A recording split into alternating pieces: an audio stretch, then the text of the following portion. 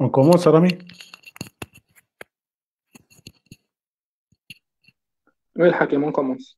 C'est bon, on commence? Ouais, très bien. Bon, désolé pour les coupures qui sont effectuées tout à l'heure. Donc, on recommence à nouveau. Euh, donc, on va entamer les tumeurs cérébrales. C'est le dernier cours concernant la neurochirurgie. On a dit que les tumeurs cérébrales, c'est parmi les pathologies qui constituent le motif de consultation en neurochirurgie, que ce soit en neurologie ou en neurochirurgie. Elle est classée comme troisième après les AVC et les démences cérébrales. Donc, j'ai réalisé un plan pour lequel il répond aux objectifs pédagogiques. Le principal, le plus important, c'est comment diagnostiquer une tumeur cérébrale. C'est le plus important. Également, connaître les principaux tumeurs du cerveau, que ce soit les tumeurs chez l'enfant ou chez l'adulte. Également, ses localisations, le tableau clinique révélateur et enfin, c'est la sémiologie radiologique concernant que ce soit les tumeurs bénignes ou malignes. Et enfin, on va terminer par les principaux techniques chirurgicales. En définition, donc, les tumeurs du cerveau, c'est l'ensemble des tumeurs primitives, que ce soit bénignes ou malignes, ou secondaires, qui se développent à l'intérieur du parenchyme cérébral. Il survient généralement à partir d'une division anormale de la cellule cérébrale lui-même ou d'une cellule cancéreuse qui vient d'un autre endroit, d'un cancer au niveau du corps humain. On va aborder ça dans le chapitre des métastases cérébrales. Donc, la symptomatologie de ces tumeurs, elle dépend de sa localisation. Chaque localisation tumorale, elle donne un symptôme clinique spécifique. Et la description histologique, elle est basée sur la classification mondiale de l'OMS, donc classification histologique de l'OMS ou l'Organisation mondiale de la santé. On commence par la classification histologique. On a dit que le diagnostic de certitude, il repose sur le diagnostic histologique.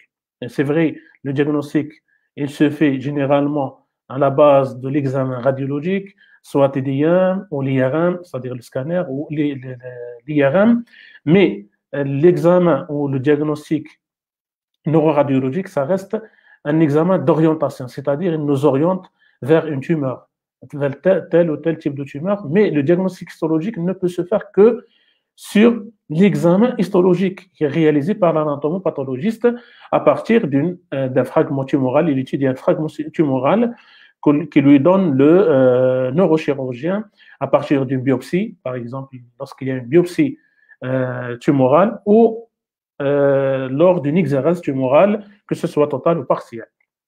Donc, l'OMS, l'Organisation mondiale de la santé, donc, elle a établi une classification donc, qui commençait déjà depuis 1979, c'est-à-dire la première classification, et chaque fois, elle modifie ou elle améliore cette classification jusqu'à 2016. Donc, la dernière classification remonte en 2016 et l'avant-dernière en 2007. Il y a des petites modifications, ce n'est pas très important. Mais donc la classification de l'OMS ou la dénomination selon cette classification, elle commence par des étapes. Première étape, c'est l'origine de la cellule tumorale.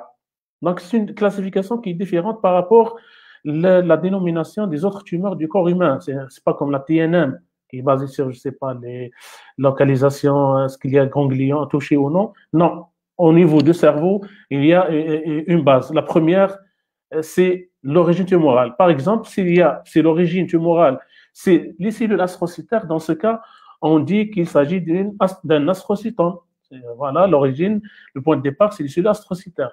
Si la tumeur, le point de départ de la tumeur, c'est l'oligodendrocyte, c'est la cellule oligodendrocytaire, dans ce cas, on parle d'un oligodendrogliome. Si le début, c'est les cellules épendymères, donc c'est les cellules qui constituent la paroi ventriculaire. On parle d'un épendymement. Toutes ces cellules, c'est des cellules gliales. Et parfois, on dit, c'est-à-dire un terme général, les gliomes, c'est-à-dire à partir de cellules gliales. C'est quoi les cellules gliales? Vous connaissez tout le monde que les cellules gliales, c'est les cellules de soutien du tissu cérébral, du tissu nerveux cérébral. Ils ont un rôle de protection rôle dans l'alimentation, le transport de l'oxygène, etc. Donc, ça dépend des cellules touchées. On parle de la tumeur. Il y a également, c'est-à-dire s'il y a des méningiomes, tumeur, point de départ, des cellules arachnoïdiales, là, c'est les enveloppes du cerveau. On trouve les méningiomes, que ce soit dans le cerveau ou au niveau médulaire. Deuxième étape, c'est après l'origine cellulaire, c'est pas une étape vraiment, mais c'est surtout la description d'un sous-type, c'est-à-dire la morphologie. S'il y a par exemple un astrocytome, qu'est-ce qu'on dit? C'est une tumeur à partir des cellules astrocytaires. Mais s'il y a des particularités dans cette cellule, par exemple des prolongements, on parle d'un astrocytome péliocytique. C'est un sous-type. C'est un sous-type. S'il y a des difficultés, qu'est-ce qu'il fait? L'anatomopathologiste ou l'histologiste, il réfère à ce qu'on appelle l'immunohistochimie. L'immunohistochimie, c'est la recherche de ce qu'on appelle des protéines spécifiques, comme le cas des cellules gliales. On cherche de protéines GFAP, c'est-à-dire protéines acides fibrillaires gliales. C'est une réaction anticorps-antigène à la recherche de cette protéine spécifique. Généralement, c'est les cellules, les gliomes qui constituent un domaine de recherche et chaque fois, on essaye de trouver des éléments spécifiques pour décrire ce type de tumeur.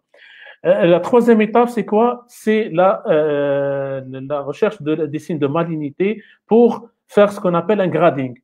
Et la malignité, elle est basée sur certains éléments. C'est, par exemple, le nombre de mitoses, la présence de foyers de nécrose ou la présence des modifications des modifications endothéliaux-capillaires. Dans ce cas, c'est-à-dire selon le nombre de ces caractères présents, on parle de malignité. Et à la fin, la terminologie, elle est basée sur ces trois critères. Par exemple, j'ai donné ici un exemple, un astrocytome fibrillaire anaplasique. L'anaplasique, c'est-à-dire le grade 3, parce que sur les gliomes, on va voir, il y a 4 grades. L'astrocytome, parce que les cellules de départ, c'est les cellules astrocytaires, fibrillaires, parce que c'est un sous-type, il y a des caractères spécifiques, c'est-à-dire des fibres, etc., dans la cellule tumorale. C'est pour ça qu'on a classé astrocytome fibrillaire. Et grade 3 ou anaplasique, c'est une tumeur maligne. Donc, c'est ça l'intérêt de grading. Enfin, donc, cette classification, on a dit que la dernière, elle remonte à 2016 parce que elle n'est pas très différente par rapport à l'avant-dernière de 2007. Qu'est-ce qu'ils ont rajouté? En 2016, ils ont rajouté des modifications ou des anomalies chromosomiques. C'est-à-dire, cette classification, elle a intégré les caractéristiques biologiques et de la génétique moléculaire. Par exemple, dans les tumeurs gliales, on a dit que les tumeurs gliales, il y a 4 grades. Grade 1, grade 2, grade 3, astrocytome. Et le grade 4, c'est le glioblastome, c'est une tumeur maligne, c'est le cancer du cerveau. Dans le grade 4 et les tumeurs anaplasiques, il y a ce qu'on appelle la mutation de cette enzyme, c'est l'IDH, c'est l'isocitrate déshydrogénase. Et on parle d'un glioblastome, il y a 2 types. Glioblastome IDH muté ou sans mutation de l'IDH. C'est ça les nouveautés dans la classification 2007. Par exemple, dans les tumeurs les gliomes diffus, il y a également une mutation de cette gène, de cette enzyme, c'est H3K27M. D'accord? Donc, qu'est-ce qu'ils ont rajouté en 2016? C'est les modifications chromosomiques. Elle est basée, donc, cette classification sur des éléments génétiques. Ce n'est pas la peine de rentrer trop dans les détails. J'ai donné, à titre d'exemple, ces 2 enzymes seulement. Donc, concernant l'épidémiologie, la plupart des tumeurs qu'on trouve au niveau du cerveau, c'est des tumeurs gliales. La moitié, vous voyez ici que à peu près la moitié des tumeurs, c'est des tumeurs gliales. Donc, c'est très important d'étudier ce type de tumeur. Lorsque je parle de tumeurs gliales, donc, ça peut être un astrocytome, ça peut être n'importe quel type de grade, astrocytome grade 1, grade 2, grade 3, glioblastome, oligodendrogliome, épendémon, c'est des tumeurs, tout ça, c'est des tumeurs gliales. Également, les tumeurs secondaires ou les métastases, elles occupent pratiquement la moitié des tumeurs cérébrales. Vous voyez, comme ça, on va baser sur 2 types de tumeurs dans l'étude clinique et étiologique, etc. C'est les métastases et les tumeurs gliales. Également, concernant la survie, vous voyez pourquoi ils ont fait cette grading. C'est pour savoir la médiane de survie. La survie à peu près, si on compare, on trouve que le glioblastome, il a une survie à peu près d'1 année. C'est le cancer, c'est le plus méchant des cancers du cerveau. On a également la survie, la médiane de survie concernant les gliomes de grade 3, c'est à peu près de 2 ans. Mais lorsqu'on descend dans le bas grade, ici, le grade 1 ou le grade 2, la médiane de survie, elle est plus de 5 ans. Si on dit la médiane de survie, c'est pas son traitement, c'est après un traitement chirurgical, traitement complémentaire, c'est-à-dire une prise en charge complète. La survie, elle est différente selon le grade. On peut assister chez un patient qui présente un glioblastome. D'emblée, il vient avec un glioblastome, c'est-à-dire les critères radiologiques, et après la chirurgie, on trouve qu'il s'agit d'un glioblastome. Ce patient, peut-être, il n'a jamais fait un problème neurologique, ou peut-être il est connu pour un gliome de bas grade, que ce soit grade 1 ou grade 2, ou grade 3, et après, il va se transformer jusqu'à avoir un glioblastome. Peut-être un malade qui est connu pour ses tumeurs de bas grade, il a, c'est-à-dire bénéficié d'un traitement chirurgical ou d'un traitement chirurgical, bien sûr, un traitement complémentaire, et après, il a développé un glioblastome qui est confirmé par l'étude histologique. On arrive aux étiologies. Personnellement, c'est-à-dire, je vous conseille de ne pas parler des étiologies dans les tumeurs cérébrales. Il faut plutôt parler des facteurs favorisants. Pourquoi il n'y a pas, parce qu'il n'y a pas des étiologies bien identifiées. Les facteurs, on a deux types. Il y a les facteurs intrinsèques, il y a les facteurs extrinsèques. Les facteurs intrinsèques, c'est plutôt des maladies génétiques. Les maladies génétiques associées avec les tumeurs cérébrales, on dit associées, c'est-à-dire les tumeurs rentrent dans le cadre de certaines maladies, comme par exemple certaines maladies génétiques autosomiques dominantes, qui sont en général des maladies multisystémiques, c'est-à-dire touchent plusieurs systèmes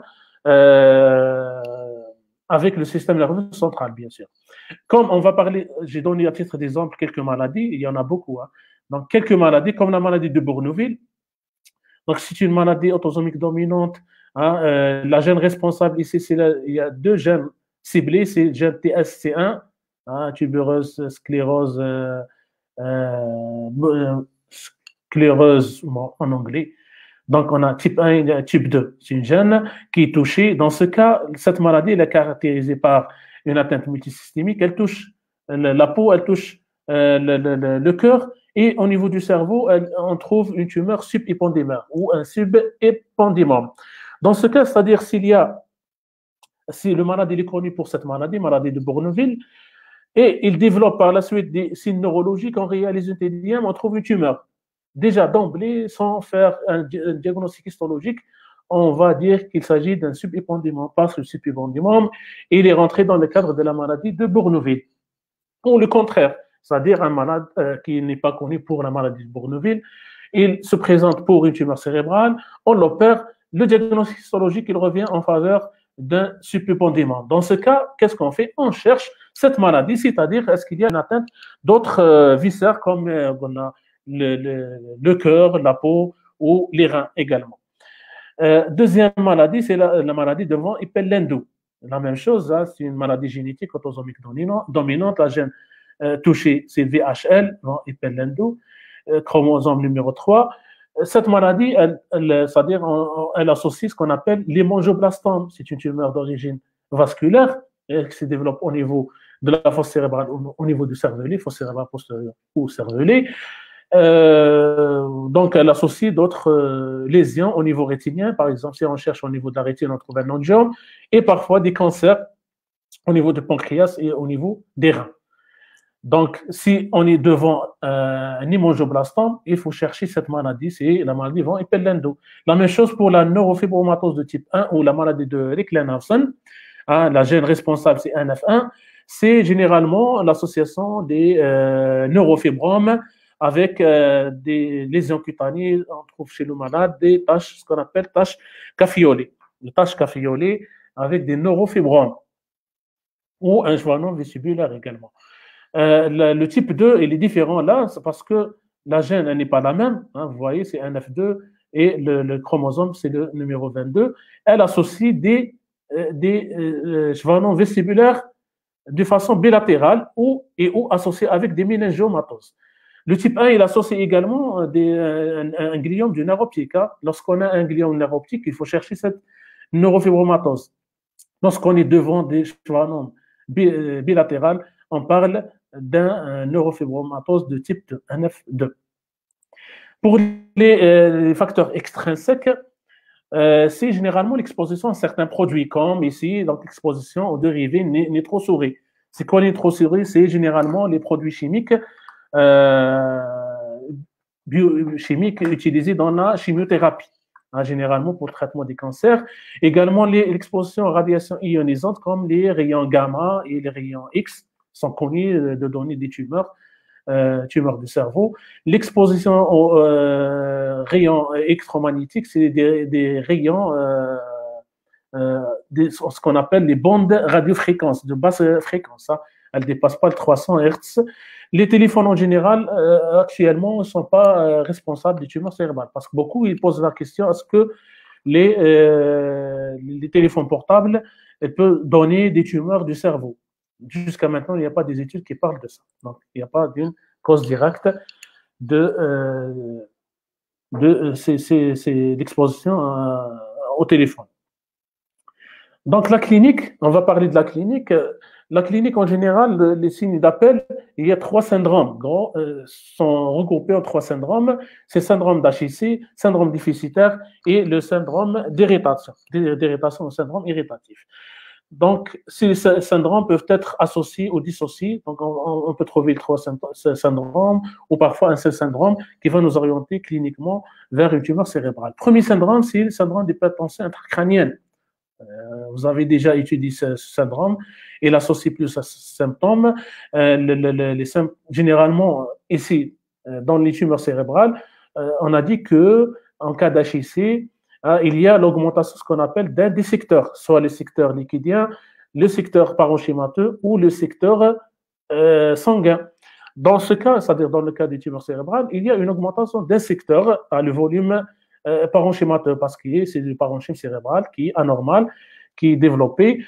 Sinon, on peut voir l'augmentation du deuxième secteur, c'est le liquidien, parce que parfois, certaines tumeurs, ils donnent ce qu'on appelle une hydrocéphalie par compression des voies d'écoulement de la ciliaire, ou sinon, on trouve ce qu'on appelle l'œdème périlésionnel, qui est de l'eau. C'est de l'eau, parce que c'est une réaction inflammatoire secondaire à l'agressivité tumorale. On trouve l'œdème, le liseré péritumoral, c'est du liquide en plus, c'est un volume en plus, et qui est responsable, parfois, c'est lui qui est responsable de l'HIC, ce n'est pas la tumeur lui-même.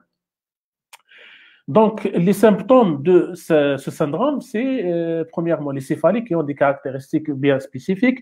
C'est des céphalies inhabituelles, récentes, tenaces, matinales. Parfois, on les trouve deuxième moitié de la nuit. Hein, ces caractéristiques constantes, ces caractéristiques de céphalie en cas d'HIC. Souvent, elles sont bitemporales selon la localisation de la tumeur. Les céphalies sont suspectes s'ils s'aggravent progressivement, hein, ils sont durables. C'est-à-dire que là, il y a un caractère suspect. Ce n'est pas des céphalies normales. Les troubles digestifs, on a des nausées et des vomissements. Les vomissements, généralement, sont faciles en jet et soulagent les céphalies. Parfois, ils donnent des formes trompeuses comme une forme pseudo-abdominale, c'est-à-dire surtout chez les enfants, parce que le tableau n'est pas très spécifique. Les enfants, ils consultent pour des vomissements. Toutes les explorations du monde, les faites chez ces enfants. Même une endoscopie digestive à la recherche d'une lésion digestive. Alors que le petit, il présente une tumeur cérébrale et les cliniciens, ils passent à côté de ce diagnostic.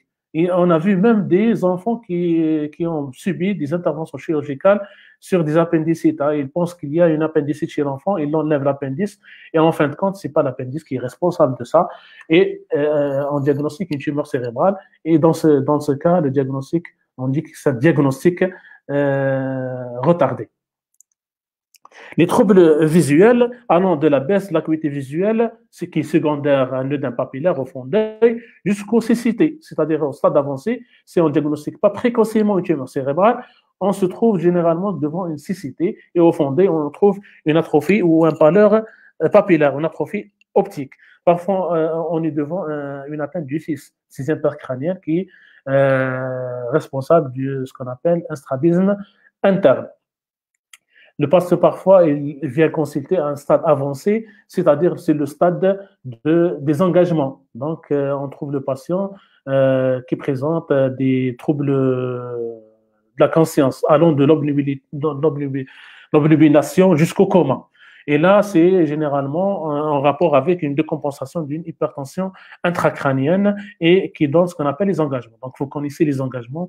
Vous avez déjà étudié ces engagements dans le cours de l'hypertension intracrânienne. Deuxième groupe de syndromes, c'est le syndrome déficitaire. Donc, le syndrome déficitaire, là, il s'agit de l'expression clinique de l'altération d'une des fonctions, l'altération plus ou moins complète d'une des fonctions neurologiques.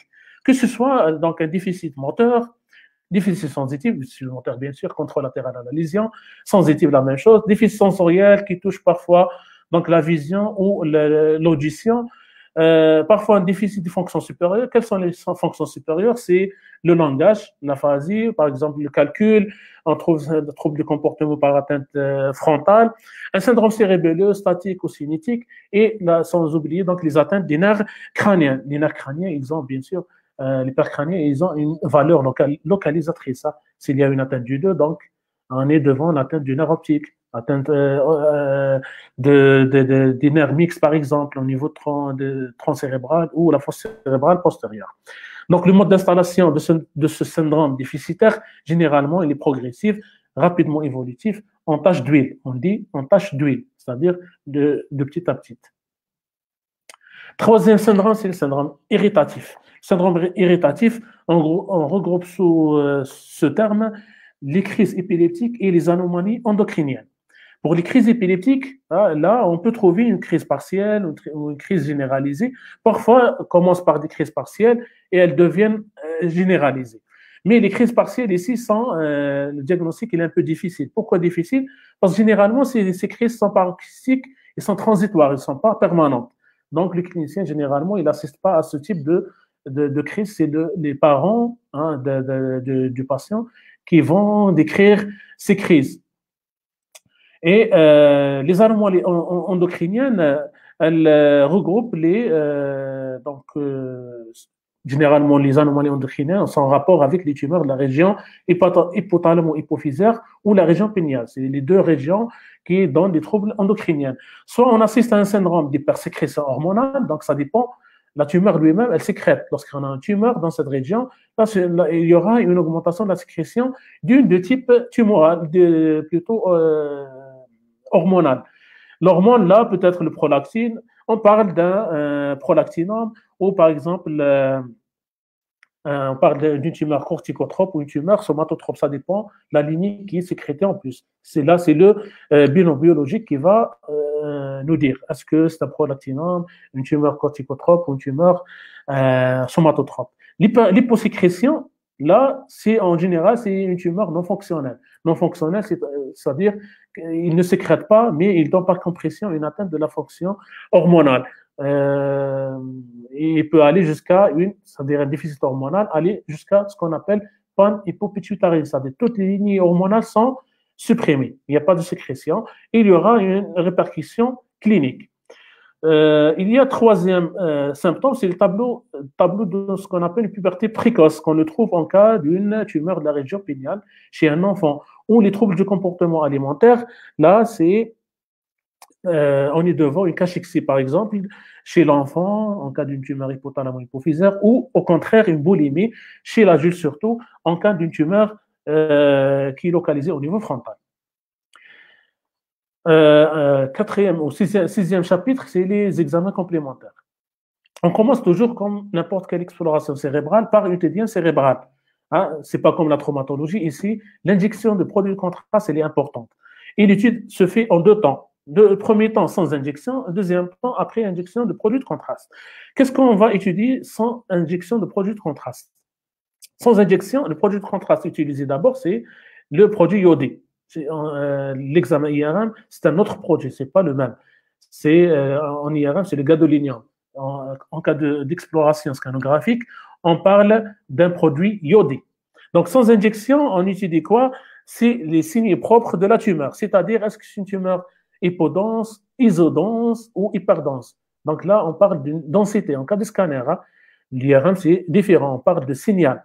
Donc, sur le TDM, sans injection de produit de contraste, est-ce que c'est une tumeur hypodense, isodense, isodense, c'est-à-dire par rapport au parenchyme cérébral qui est normal, ou hyperdense, et avec les retentissements de cette tumeur sur le parenchyme cérébral. c'est-à-dire le syndrome de masse. C'est quoi le syndrome de masse? C'est la déviation de la ligne médiane. Est-ce qu'il y a effacement des sillons corticaux?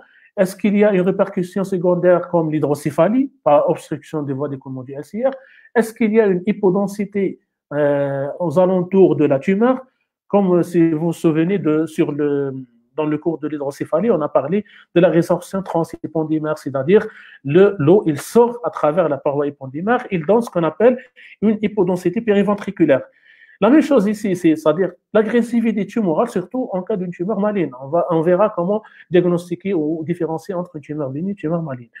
Une tumeur maligne, ça donne ce qu'on appelle le dème périlésionnel, c'est-à-dire aux alentours de la lésion, on trouve une hypodensité périlésionnelle. C'est le dème. Le dème, lorsqu'il est important, et lui aussi, il est responsable de certains symptômes cliniques. Parfois, lui-même, il donne l'engagement. C'est lui. Parfois, on agit sur l'œdème périlésionnel par un traitement médical symptomatique. On trouve que le malade, il s'améliore parfois rapidement déjà suite à l'administration de certains traitements anti-œdème. Donc, on peut également étudier ce qu'on appelle la nécrose. La nécrose qui est hypodense, on les trouve au centre même de la tumeur. L'IRM, en général, c'est l'examen de choix. Parce que c'est la nouvelle technologie, elle étudie l'anatomie avec précision cérébrale, les vaisseaux, la vascularisation, et parfois certaines lésions secondaires qui ne sont pas visualisables au niveau du scanner, on les trouve facilement sur l'IRM. Et j'ai dit déjà que sur l'IRM, on parle des signaux. Généralement, plus typiques, les tumeurs sont hyposignal en T1, en séquence T1, et hypersignal en T2. Certaines lésions qui ont des spécificités IRM nous orientent vers le type, ce que c'est la graisse par exemple. La graisse, elle est différente. C'est pas hypo T1, hyper T2, mais hyper T1, hyper T2, qui cyclent la même chose. Il y a une différence. Mais la plupart des tumeurs solides, c'est des tumeurs parenchyme cérébrale, c'est hypo T1 et hyper T2. L'exploration neuroradiologique, c'est-à-dire TDM-IRM, je répète, il ne donne pas le diagnostic avec précision. Il nous oriente. Il y a une tumeur dans telle ou telle localisation, c'est-à-dire la topographie et à peu près les caractéristiques radiologiques de la tumeur. Mais le diagnostic certitude, ça reste l'histologie. C'est-à-dire qu'il faut l'opérer le malade et réaliser le diagnostic histologique. Les autres examens qui ne sont pas très courants, c'est-à-dire à la demande, par exemple l'angiographie cérébrale. Quand est-ce qu'on demande une angiographie cérébrale? C'est-à-dire lorsque la tumeur, on suspecte une tumeur très vasculaire, richement vascularisée. À la recherche également du vaisseau alimentaire qui va alimenter un nourricier de la tumeur. Parfois, on prépare le malade à la thérapeutique chirurgicale. Qu'est-ce qu'on fait? On demande une embolisation, et c'est-à-dire pour éviter les complications ou le risque de saignement en péropératoire au moment de l'intervention, parce qu'il y a un risque important d'hémorragie lors de l'intervention chirurgicale. Pour éviter ça, on embolise, c'est-à-dire on obstrue le vaisseau ou l'artère nourricière de la tumeur. Ou certaines tumeurs comme l'hémangioblastome, donc là, ils trouvent leur indication exacte. Les autres examens comme la radiographie standard et l'EEG, la radio standard et l'EEG ne sont pas indiqués dans le diagnostic des tumeurs du cerveau, peut-être dans le suivi post-opératoire, oui, à la recherche d'une crise, etc. Mais le diagnostic, non. On ne peut pas diagnostiquer une tumeur cérébrale sur une radio standard du crâne ou un EEG. La ponction lombaire, elle est contre-indiquée. Pourquoi? C'est-à-dire, elle peut précipiter un engagement cérébral par la soustraction du LCR. Là, c'est généralement les complications sont secondaires à une décompensation brutale de l'hypertension intracrânienne. C'est pour ça qu'elle est contre-indiquée.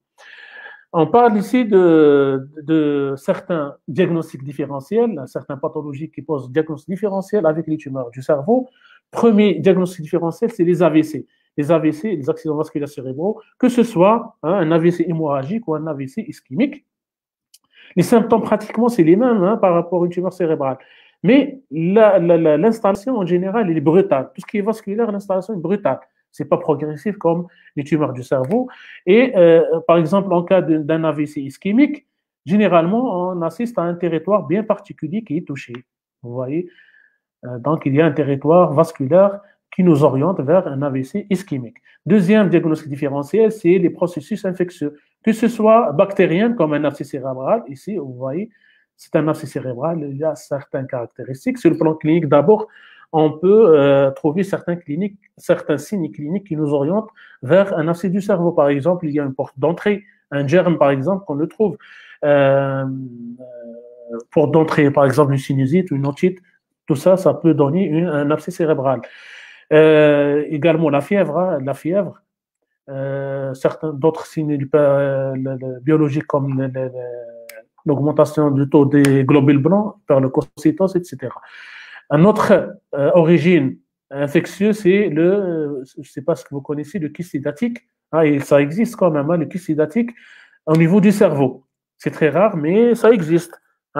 L'étiologie, c'est parasitaire. C'est l'Echinococcus responsable de kyste hydatique.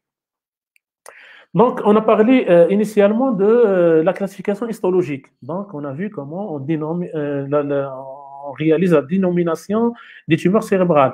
Il y a également ce qu'on appelle la classification topographique. Et on va baser sur la topographie pour étudier chaque tumeur, chaque type histologique selon sa localisation. C'est une très belle méthode pour différencier, c'est-à-dire pour essayer de connaître la majorité ou les plus fréquentes des tumeurs du cerveau. Donc, sur le plan anatomique, on a ce qu'on appelle l'attente du cervelet. L'attente du cervelet, c'est une expansion de la dure mère. Vous savez que la dure mère, constitue l'enveloppe du système nerveux central complètement, du cerveau jusqu'au niveau médulaire. Ça existe au niveau même de la moelle.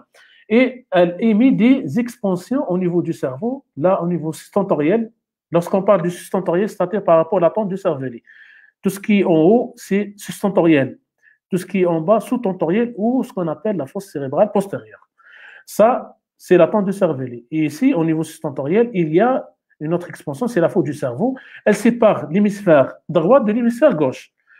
Donc, le plus important, c'est de connaître l'attente du cervelet parce que là, on va classer les tumeurs selon cette structure anatomique.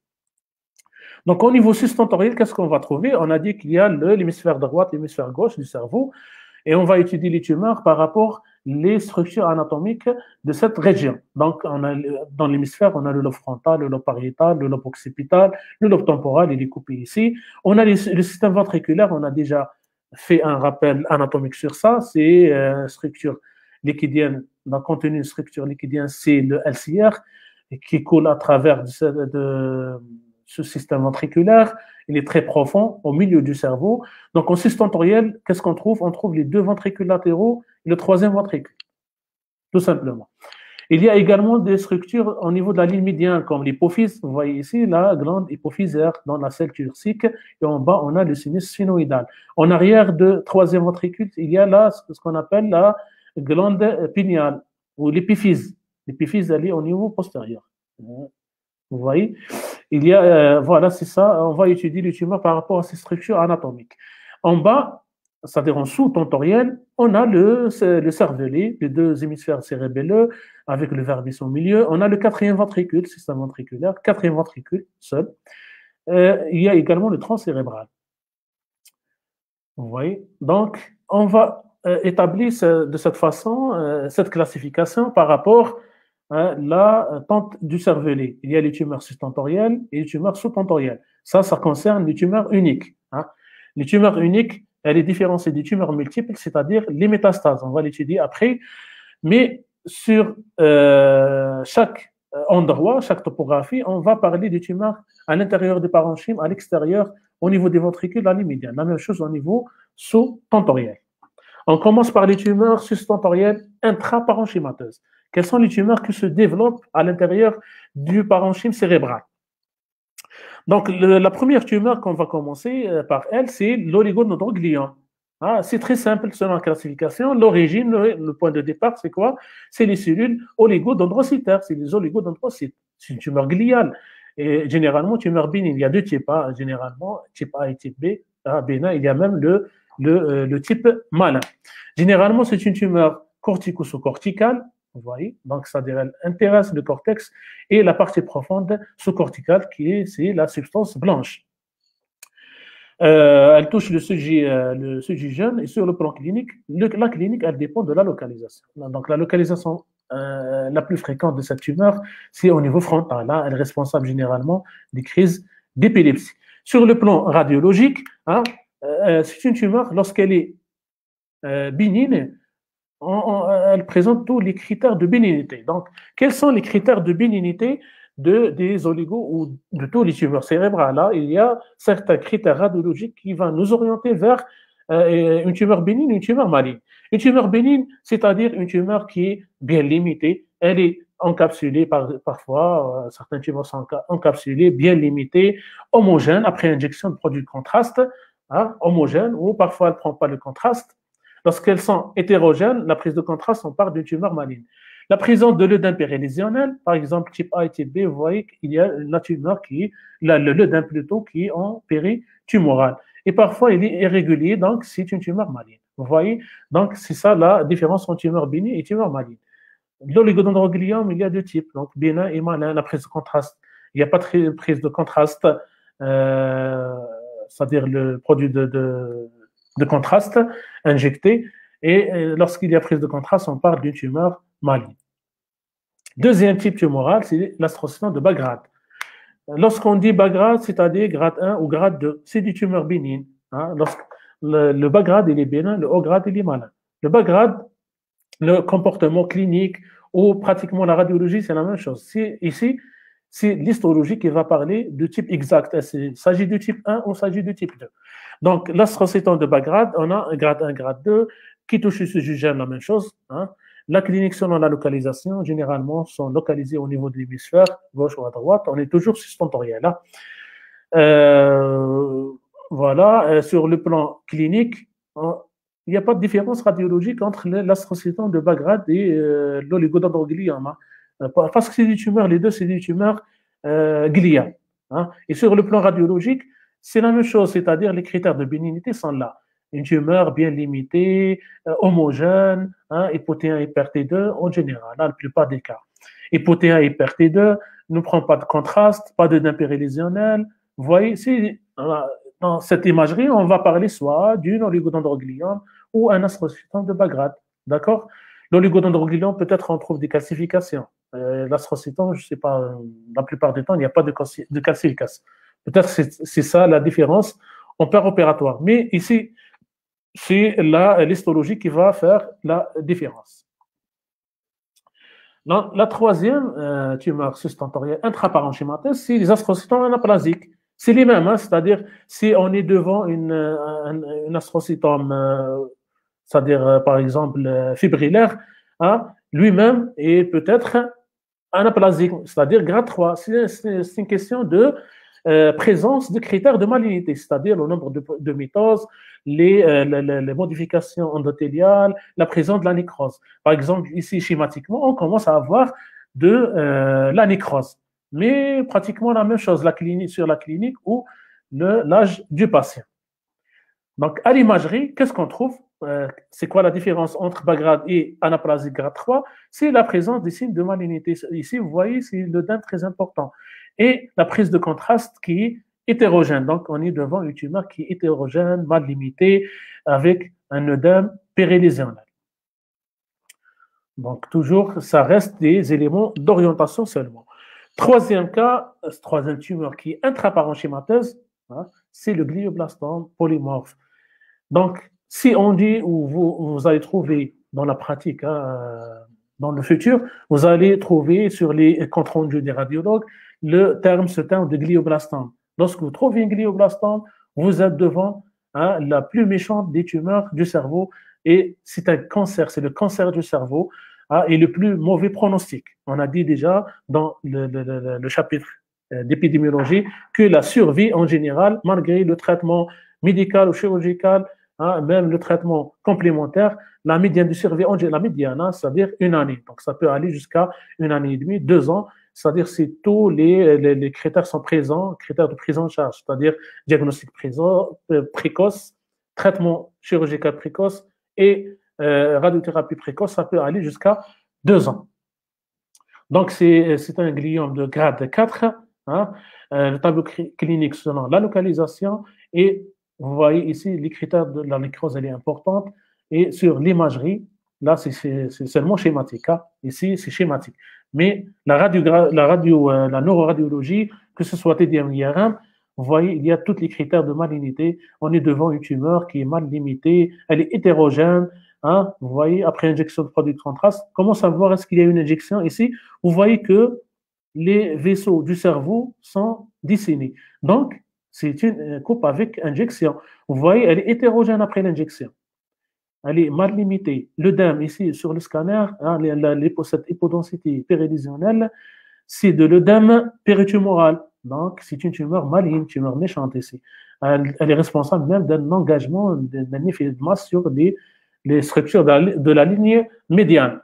Il y a une autre caractéristique de cette tumeur méchante, c'est l'extension contralatérale. Vous voyez, en cas d'un glioblastome du corps calleux, ça peut infiltrer le corps calleux et dépasser l'hémisphère droit vers l'hémisphère gauche. Donc, c'est ce qu'on appelle l'extension l'extension en aile de papillon. En aile de papillon, c'est les caractéristiques de ce qu'on appelle le glioblastome. Donc, un deuxième groupe de tumeurs qui sont sustentorielles, mais cette fois-ci extraparenchémateuses. On a une seule tumeur qui est sustentorielle et qui est extraparenchémateuse. C'est les méningiomes. Donc, on peut trouver les méningiomes au niveau sustentoriel ou même sous-tentoriel. La même chose, hein, parce que là où il y a les méninges, on trouve les méningiomes. Pourquoi? Parce que les méningiomes, le point de départ, c'est les cellules arachnoïdiennes. Hein. Les cellules arachnoïdiennes, le développement anormal de ces cellules donne ce qu'on appelle les méningiomes, qui sont des tumeurs bénignes. Hein, la majorité des cas bénignes, elles touchent une femme dans la cinquantaine. Donc, tableau clinique, pratiquement, il est là. Si une femme, par exemple, présente des symptômes cliniques, surtout en cas de grossesse, hein, symptômes neurologiques, chez une femme dans la cinquantaine, et en cas de grossesse, par exemple, hein, à l'imagerie, si on fait un scanner, on trouve un processus extra-axial, on dit extra-axial ou extra-parenchémateux, c'est la même chose. Là, on parle d'un méningiome. Pourquoi, en cas de grossesse, il y a le développement de ces tumeurs bénignes? Parce que généralement, ces tumeurs présentent ce qu'on appelle des récepteurs hormonaux, surtout à la progestérone. Donc, en cas de grossesse, ça peut accélérer, ou ces hormones sont très libérées en cas de grossesse. Hein.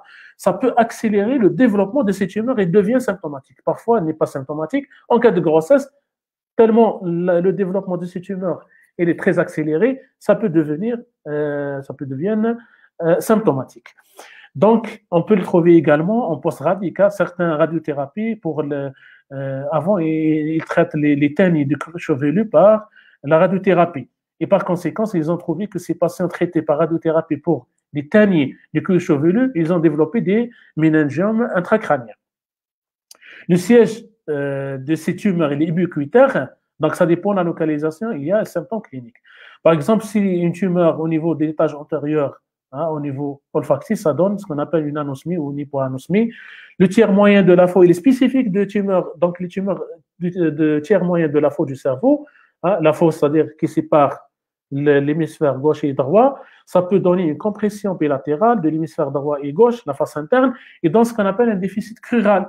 Le déficit crural ou un déficit ou une paraparésie. Généralement, la paraparésie, si je vous dis, par exemple, un malade est présent une paraparésie, hein, d'installation progressive, etc., vous allez orienter votre diagnostic vers une lésion au niveau médulaire. C'est généralement la moelle dorsale ou dorsale ou lombaire qui donne une paraparésie par une compression médulaire.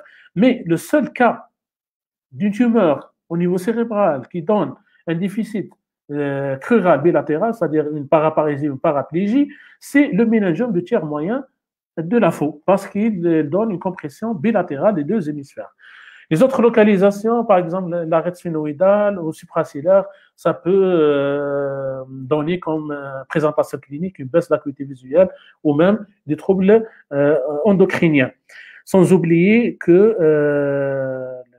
c'est-à-dire ces tumeurs peuvent donner un aspect donc d'HIC comme tous les autres tumeurs du cerveau, hypertension intracrânienne. Ça peut rentrer également dans le cadre, si vous vous souvenez, dans le cadre de la maladie de Recklinghausen. La maladie de Recklinghausen, c'est une maladie autosomique dominante, génétique et d'origine génétique, associée des polymyélangiomes ou méningiomatoses, c'est-à-dire multiples méningiomes au niveau du cerveau.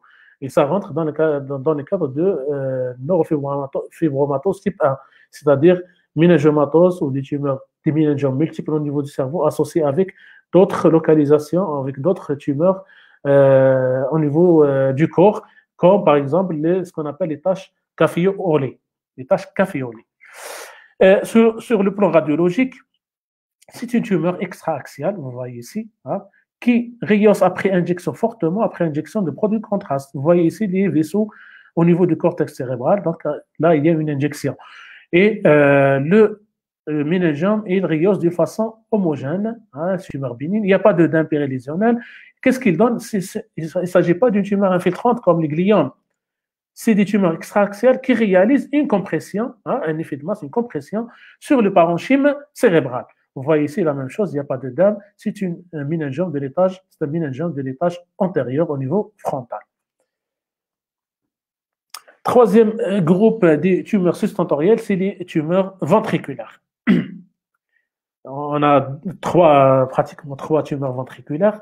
On va étudier rapidement ces trois tumeurs ventriculaires, chacun par ses caractéristiques. On ne peut pas développer tous les tumeurs, c'est-à-dire avec détail, parce que là, c'est un truc d'hyperspécialité. Normalement, chaque tumeur, on l'étudie dans un cours à part, mais ça, il est spécial de la post-graduation. Donc, les résidents, ils étudient chaque tumeur dans un cours à part. Et là, on est obligé de donner des généralités concernant chaque tumeur. Et chaque tumeur, elle a des caractéristiques spécifiques qu'il faut les connaître. Par exemple, on commence par le papillome duplex choroïde. Déjà, le nom, il peut vous donner certaines orientations. Un papillome, c'est le point de départ, c'est l'épithélium de plexus choroïde. Vous voyez ici, intraventriculaire. Le plexus choroïde, déjà, si vous vous souvenez, dans le cours de l'hydrocéphalie, on a parlé de ce type tumoral. Il est responsable généralement d'une hydrocéphalie tétraventriculaire. Pourquoi? Parce que le plexus choroïde, on a dit, il sécrète le LCR, et en cas de papillome, une tumeur qui se développe dans cet endroit, on aura une hydrocéphalie, une hypersécrétion du LCR qui est responsable d'une hydrocéphalie. Et chez l'enfant, il peut donner une macrocranie cliniquement, parce que les nourrissons, ils ont des sutures et des fontanelles qui sont toujours ouvertes. Et on peut avoir un périmètre crânien qui est augmenté, c'est la macrocranie. Même sur le plan clinique, on peut assister à une hémorragie méningée en cas de saignement de cette tumeur. Elle peut saigner et diffuser le sang dans les espaces sous-arachnoïdiens, dans les ventricules, dans les espaces sous-arachnoïdiens. Donc, sur l'imagerie, qu'est-ce qu'on trouve? Voilà, c'est une tumeur bénigne, bien limitée, elle est homogène, et elle est au contact du plexus choroïde. Comme on peut savoir ici sur cette image, vous voyez la flèche ici, c'est le plexus choroïde qui est normal, contralatéral. Alors ici à gauche, on ne peut pas voir le plexus choroïde parce que c'est le point de départ du développement de ce type tumoral avec une hydrocéphalie qui est hydrocéphalie communicante. Il n'y a pas d'obstruction. Généralement, ça donne, comme ici, une hydrocéphalie. Vous voyez, il y a même ce qu'on appelle la résorption transépendulaire, c'est-à-dire qu'il y a une tension hydrocéphalie qui est active. Deuxième type de tumeurs ventriculaires, c'est l'épendymome. L'épendymome, c'est une tumeur gliale. Là, le point de départ, c'est les cellules épendymères de la paroi ventriculaire. Donc, on a les ventricules au niveau sustentoriel, on a le quatrième ventricule qui est sous-tentoriel. Donc, on peut trouver l'épendymome en sustentoriel. Généralement, c'est le cas d'un adulte.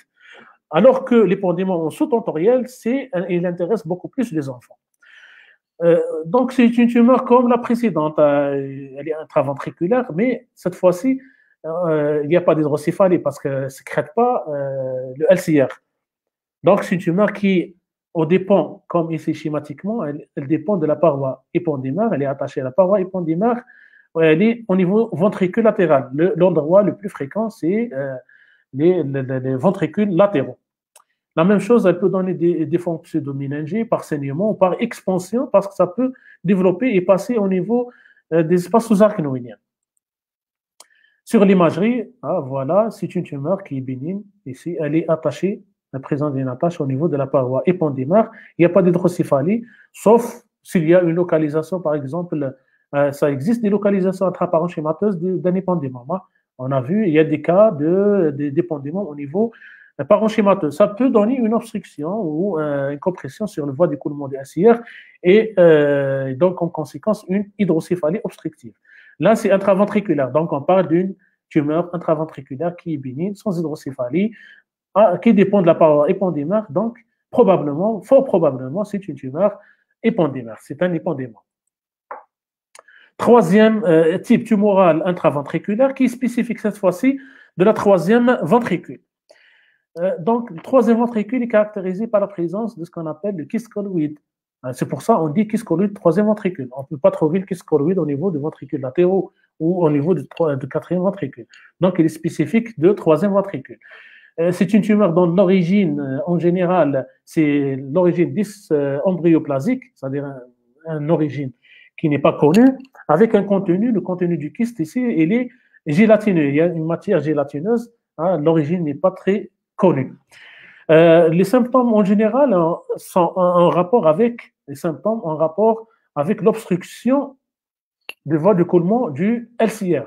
Ça peut obstruer le trou de Monro parce que le troisième ventricule, il communique avec les ventricules latéraux par le trou de Monro. On a deux trous de Monro à gauche et trou de Monro à droite.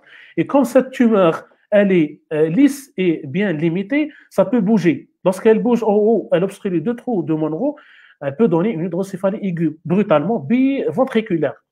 Et donne ce qu'on appelle des symptômes cliniques, c'est les céphalées, la HIC, etc. Et parfois, elle bouge vers le bas et libre le passage du LCR. Et c'est pour ça qu'on parle d'une hydrocéphalie paroxysique. Parfois, il y a une HIC, parfois, il y a une disparition de l'HIC. Et c'est ce qu'on appelle le syndrome de Burns. Cette hydrocéphalie brutale ou l'HIC brutale, ça peut donner ce qu'on appelle la mort subite. Vous voyez la gravité de cette lésion, malgré qu'elle est bénigne, mais cette HIC paroxysique, ça peut donner la mort subite. Le malade peut mourir brutalement sans connaître, mais dans l'histoire clinique, les parents ils vont vous dire, voilà, il a présenté une HIC, parfois une disparition, parfois apparition, et vice-versa. Parfois, la compression, donc la paroi ventriculaire par cette tumeur, dans ce qu'on appelle des signes neurovasomoteurs par atteinte thalamique. L'imagerie, ici vous voyez l'imagerie d'un kyste colloïde, tumeur bénigne, bien limitée, homogène au niveau du troisième ventricule. Donc c'est une caractéristique typique radiologique du kyste colloïde troisième ventricule. Il obstrue ici les trous de Monro. Ils sont là, les trous de Monro. Vous voyez ici qu'il y a une dilatation ventriculaire. Donc, on arrive au dernier groupe des tumeurs sustentarielles, cette fois-ci de l'année médiane. On va étudier quelques-uns. Généralement, elle intéresse les glandes qui se trouvent au niveau cérébral. On commence par l'adénome hypophysaire. Donc, l'adénome hypophysaire, il dépend des cellules anti-hypophysaires. Le point de départ, cellules anti-hypophysaires. C'est des tumeurs bénignes en général. Donc, l'hypophyse, elle se trouve dans la selle turcique. C'est une glande qui sécrète certains hormones, responsable de la sécrétion de certaines hormones, comme prolactine, comme donc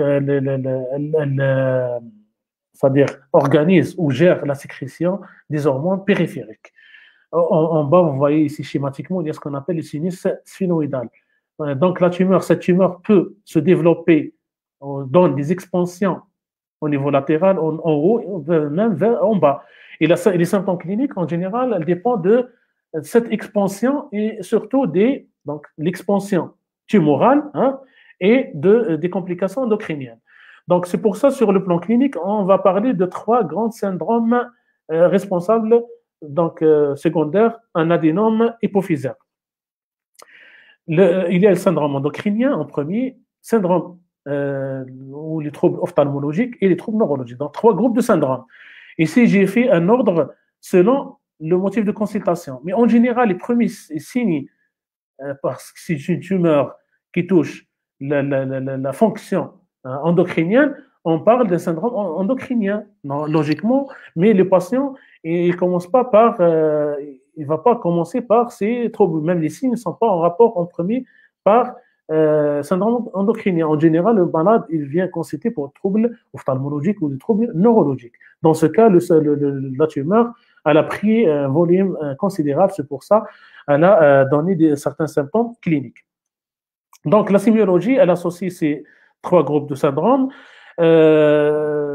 qui désignent en général les troubles endocriniens, désignent l'altération d'une fonction hypophysaire.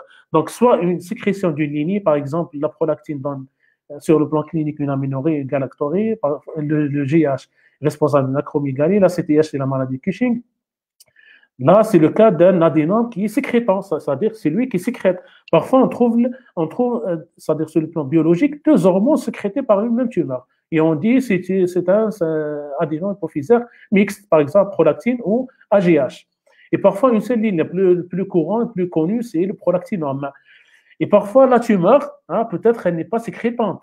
Et qu'est-ce qu'elle va donner? Elle va donner par la compression une atteinte d'une fonction endocrinienne, c'est-à-dire une insuffisance concernant une ligne tumorale, un type hormonal, une ligne hormonale. Et parfois, toutes les fonctions hormonales, elle est touchée. On parle d'une panne hypopituitarisme. Un aspect clinique particulier qui peut nous orienter vers l'adéno-hypophysaire, c'est le cas de tableau d'apoplexie hypophysaire. C'est quoi l'apoplexie hypophysaire? C'est le cas d'une hémorragie intratumorale ou la nécrose, la même chose. C'est-à-dire le malade, il développe une hémorragie et il vient consulter pour un trouble visuel, parfois une cécité, et c'est en rapport avec l'hypertension intracellulaire. Ça, c'est le syndrome endocrinien. Les troubles ophtalmologiques, pourquoi? Parce qu'on a les voies visuelles qui passent par ici, on a le chiasme optique, les 2 nerfs optiques. La compression donne une diminution de l'acuité visuelle qui peut aller jusqu'à la cécité, l'amputation du champ visuel. Ça commence par une quadranepsie, mais généralement, le tableau clinique, c'est le tableau d'une hémianopsie bitemporale. Donc, il y a un risque fonctionnel important, c'est d'avoir une cécité s'il n'y a pas une prise en charge précoce. Les troubles neurologiques sont généralement en rapport avec la compression ou l'extension tumorale. Donc, en avant, c'est-à-dire la compression du lobe frontal, latéralement le sinus caverneux et parfois même l'hypothalamus. L'imagerie de l'adéno-hypophysaire, c'est une tumeur qui occupe la loge turcique, la selle turcique. La comprise, vous voyez ici, c'est ça la tumeur sans injection, un point de contraste, c'est une tumeur bénigne. Parfois, l'extension, on peut même trouver un fragment qui est en intraparenchymateux. C'est l'extension tumorale. Pour le départ, il est ici, mais vous voyez dans cette image, il peut même donner une compression, une infiltration tumorale du parenchyme en regard. L'expansion même vers le sinus caverneux. Parfois, on rentre par ici en cas de la chirurgie et on trouve la tumeur déjà occupe le sinus sphénoïdal. C'est la base du crâne. La deuxième tumeur, la médiane, c'est le crânio-pharyngium. Il n'y a pas une grande différence par rapport à l'adéno-hypophysaire, pratiquement c'est la même région. La localisation de crânio-pharyngium, il est supracellaire. Donc, la selle turcique, c'est l'adéno-hypophysaire. En supracellaire, c'est l'adéno-hypophysaire. Donc, le point de développement, la localisation exacte, c'est le plancher du 3e ventricule, le plancher ou l'hypothalamus. Le crânio-pharyngium, c'est une tumeur embryonnaire. Et il résulte d'un reliquat embryonnaire qu'on appelle la poche de Rathke. C'est le point de départ de crânio-pharyngium. Il touche généralement l'enfant. Et sur le plan clinique, pratiquement comme de l'adéno-hypophysaire. 3 grands syndromes ophtalmologiques, par compression des voies visuelles, baisse de l'acuité visuelle, atteinte du champ visuel, œdème papillaire, endocrinienne, ça dépend chez l'enfant ou chez l'adulte, parce que c'est une lésion qui touche l'enfant, en général, on trouve un retard statural ou un nanisme, hypoplasie des organes génitaux, obésité génoïde, c'est d'origine endocrinienne, par insuffisance hormonale. Troubles neurologiques en rapport avec la compression des structures anatomiques en regard. Il y a une caractéristique spécifique radiologique de cette tumeur. C'est une tumeur à triple composante, on appelle ça comme ça. Pourquoi une tumeur triple composante? Parce qu'il y a trois tissus. On a un kyste qui contient une masse tissulaire ici, comme le parenchyme, tissu, c'est lui qui sécrète le liquide tumoral, et on a également une calcification. Donc la présence de ces trois composantes en même temps dans une seule tumeur, ça nous oriente surtout si la tumeur elle est en supracellaire, hein, la cellule tissulaire ici, on a le sinus sphénoïdal, la glande hypophysaire, et on a la tumeur qui est plutôt en supracellaire, au-dessus de la selle turcique. Dans ce cas, c'est un crânio-pharyngien, surtout un enfant qui présente des signes endocriniens et ophtalmologiques. Ici, on a dit que les signes neurologiques sont en rapport avec la compression. Vous voyez ici, compression des structures frontales. Il peut donner même une expansion intraventriculaire. Il peut obstruer les voies d'écoulement du LCR parce qu'il y a le troisième ventricule. Et l'expansion dans la selle turcique qui est responsable du trouble endocrinien. En arrière, on a une autre glande qui est la glande pinéale. C'est le troisième type des tumeurs cystotentorielles de la ligne médiane. Ça mérite d'être décrite. Pourquoi? Parce que c'est une tumeur c'est une région particulière. Donc la glande épiphyse ou la glande pinéale, vous savez qu'elle a une fonction de la sécrétion de la mélatonine d'une part. La mélatonine, c'est responsable de la coloration de la peau cutanée, et également elle a une fonction, c'est-à-dire le rythme, elle gère le rythme circadien et même saisonnier, c'est-à-dire sommeil et éveil. Sommeil, éveil, c'est la glande pinéale. En général, c'est une petite glande située en arrière du troisième ventricule. C'est-à-dire la taille ou les dimensions, tellement elle est très petite, mais elle a une fonction importante. Elle ne dépasse pas de 4 mm d'épaisseur. Et cette région, on peut trouver n'importe quelle tumeur qu'on a déjà étudiée avant. On peut trouver une métastase, on peut trouver une tumeur gliale, un astrocytome dans cette région, mais il y a certaines tumeurs qui sont spécifiques de cette région, c'est le pénialome, pénialoblastome ou le germinome. Il y a le germinome de la région péniale. Hein. Généralement, c'est des tumeurs la même chose qui touchent l'enfant. Et la clinique, elle est en rapport avec la compression des structures anatomiques en regard. Comme ici, vous voyez, il y a une compression de lobe occipital.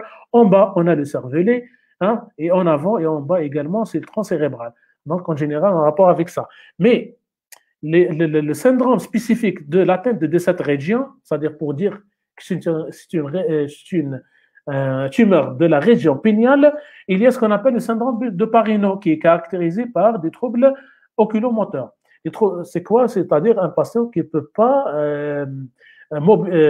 c'est-à-dire mobiliser le globe oculaire vers le haut, vers le bas. C'est-à-dire il y a une atteinte de la verticalité de regard.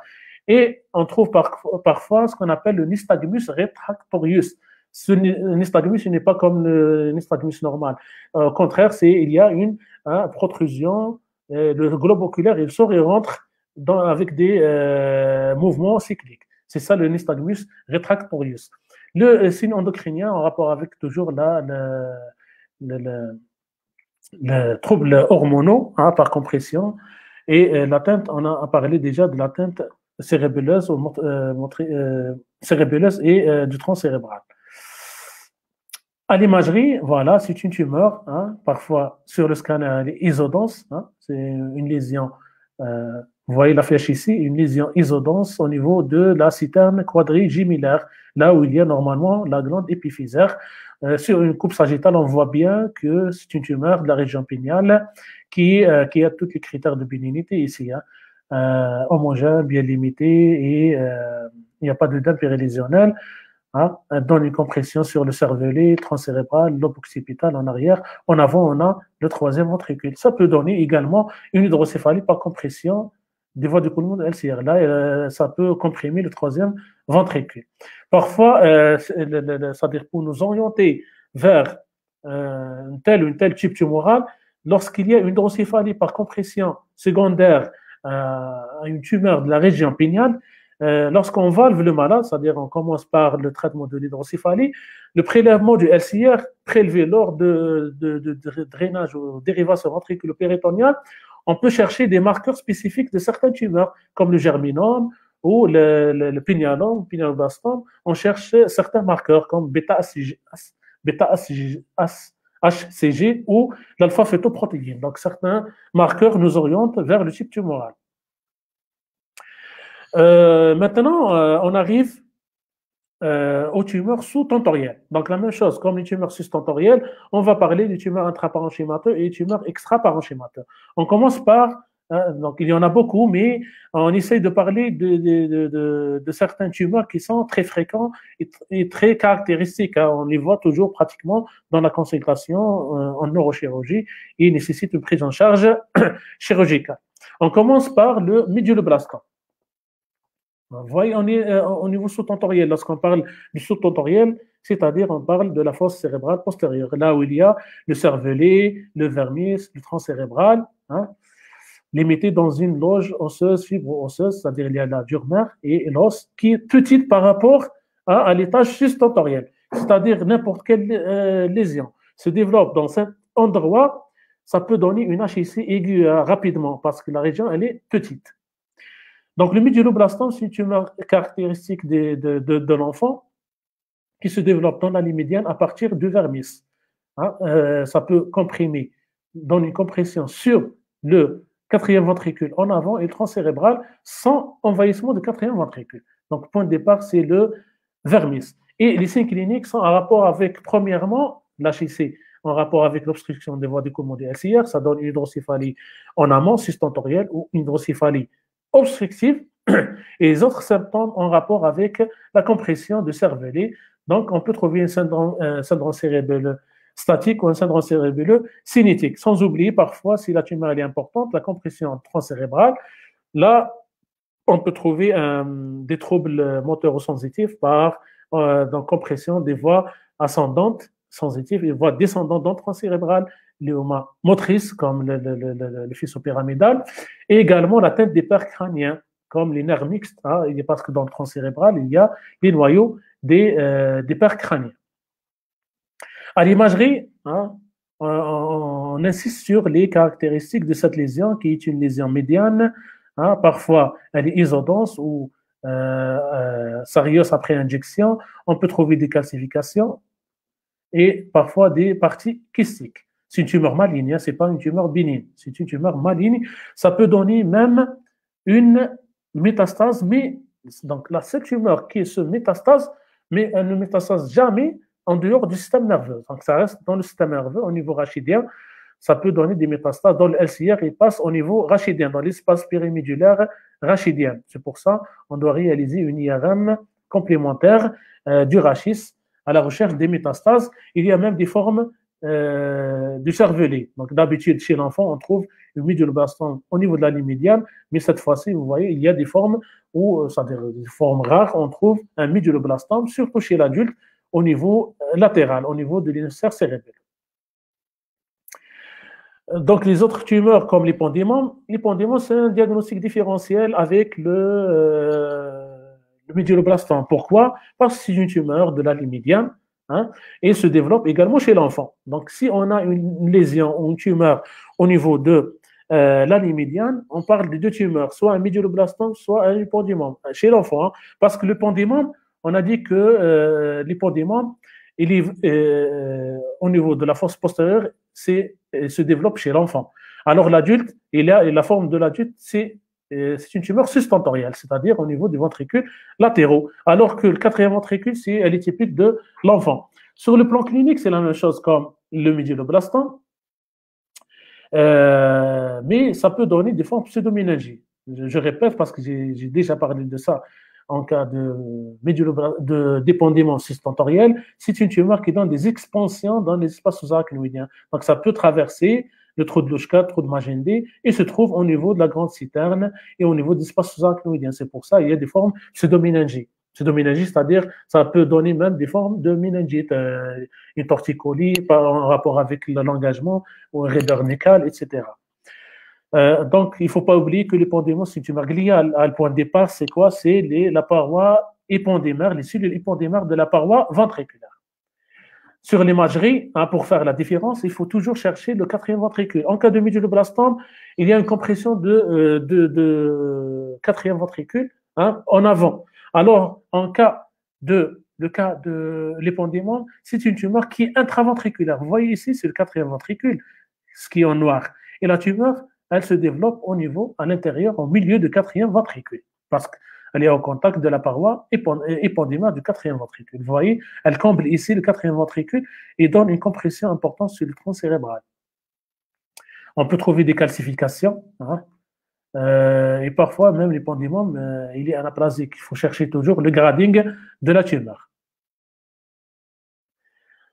Je vais aborder ici un troisième type tumoral qui se développe particulièrement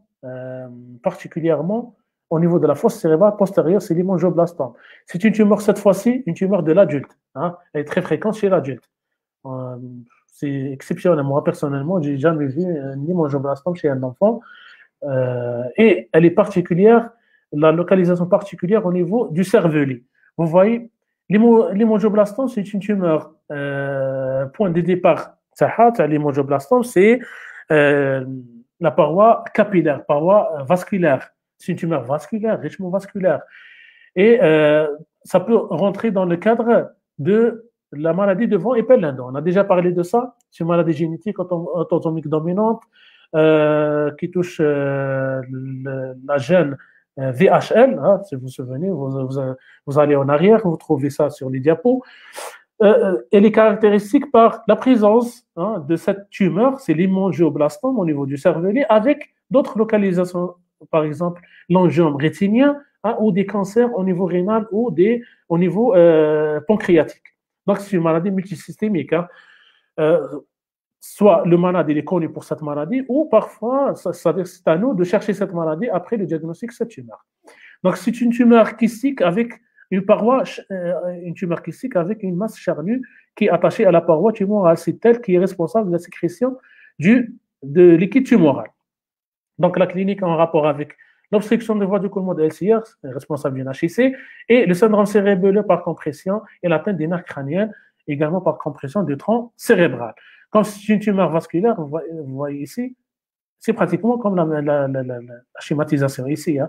À l'IRM, c'est une masse kystique avec une masse charnue qui est très vascularisée, objectivée par une angiographie numérisée. C'est-à-dire, vous voyez ici, c'est une angiographie numérisée du tronc vertébro-basilaire et on trouve qu'il y a une branche vasculaire qui vient, je pense, de l'artère cérébrale postérieure et qui vient vasculariser cette masse, malgré qu'elle est petite, mais en cas de chirurgie, elle est exposée au risque de saignement très, parfois foudroyant en cas de chirurgie. C'est pour ça qu'on réalise une angiographie.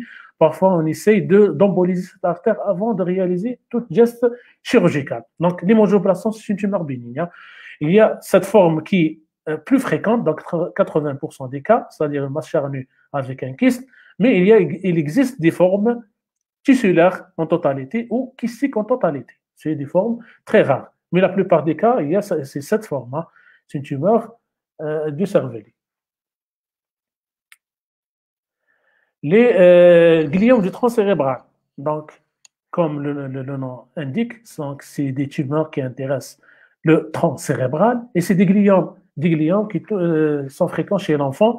Les gliomes, c'est-à-dire soit astrocytome de bas grade ou de haut grade. Hein, vous voyez, lorsqu'on dit gliome, c'est-à-dire là, le point de départ, c'est le glial. Ces tumeurs sont caractérisées par son caractère très infiltrant du tronc cérébral. Et vous savez que le tronc cérébral, c'est une structure anatomique qui est noble et très dangereuse de le toucher. C'est-à-dire, toute localisation tumorale dans cet endroit, le pronostic, il est vraiment il est défavorable. Pourquoi? Parce que ça existe surtout les noyaux des nerfs crâniens, les noyaux responsables donc, par exemple, des nerfs mixtes, c'est-à-dire ça peut donner des troubles de déglutition, ça peut donner des troubles de la phonation.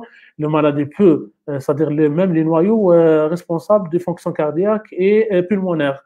Donc, toute localisation, elle est grave. Et la clinique en rapport avec ça, donc, c'est ce qu'on appelle les syndromes alternes, c'est-à-dire l'altération de la fonction motrice, ou sensitive par atteinte des voies sensitives ascendantes et motrices descendantes, et la paralysie contralatérale, plutôt du même côté, homolatérale des percrâniens et contralatérale des voies motrices et sensitives.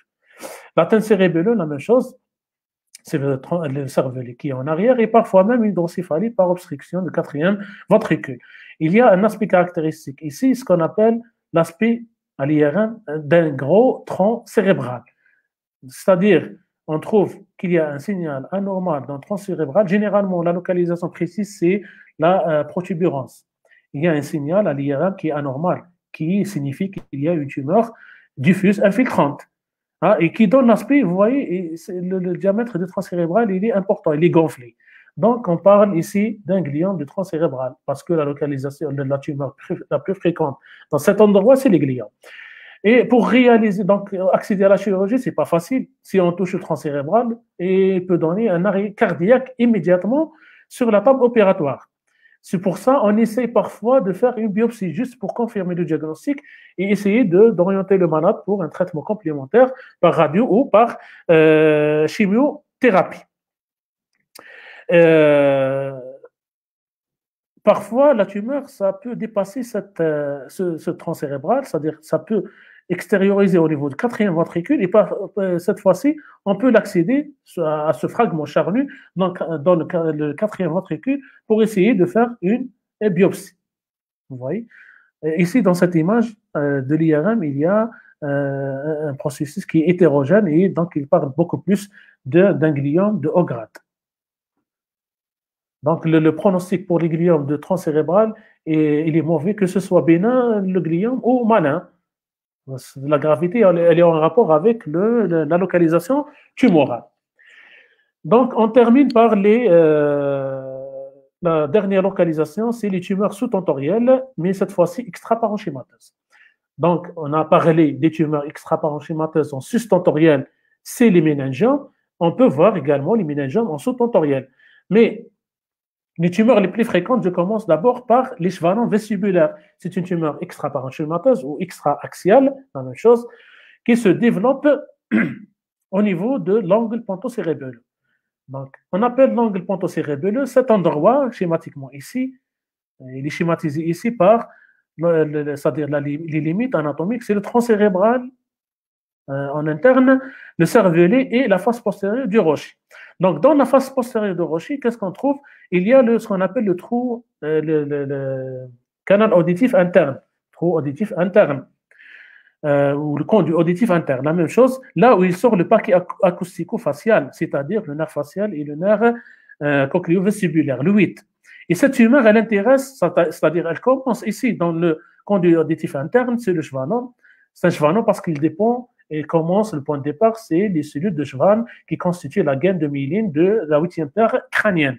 Elle commence ici, dans cet endroit, et ça peut sortir, comme ici, ça peut sortir dans cet angle, on appelle l'angle ponto-cérébelleux.